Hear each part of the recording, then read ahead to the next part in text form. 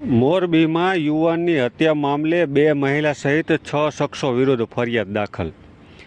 મોરબી શહેરના નવલખી ફાટક પાસે છોકરી ભગાડી લાવનાર કૌટુંબિક સગાએ છોકરીના પિતા સાથે સમાધાન કરવા દબાણ કરી યુવાન અને તેના પિતા ઉપર જીવલેણ હુમલો કરતા યુવાનનું મૃત્યુ નિપજતા હત્યાના આ બનાવ અંગે 2 મહિલા સહિત 6 આરોપીઓ વિરુદ્ધ ફરિયાદ નોંધાઈ છે.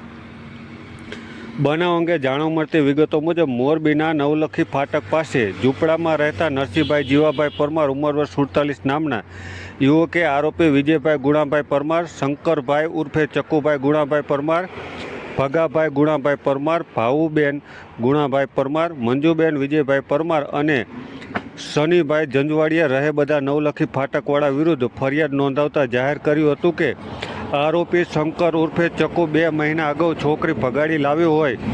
ફરિયાદીના મોટાભાઈ ગાભાભાઈ અને તેમના પુત્ર રમેશભાઈને સમાધાન કરાવી આપવા દબાણ કરી ગેરકાયદેસર મંડળી રચી હુમલો કરી રમેશભાઈને છરી, ધારિયા, લાકડા વડે હુમલો કરી રમેશભાઈનું મૃત્યુ નિપજાવ્યું હતું. જ્યારે આ બનાવમાં ગાભાભાઈને ગંભીરભાઈએ ઈજા પહોંચી હતી. હત્યાની ઘટના અંગે મોરબી સિટી એ ડિવિઝન પોલીસે ગુનો નોંધી અને વધુ તપાસ હાથ ધરી છે.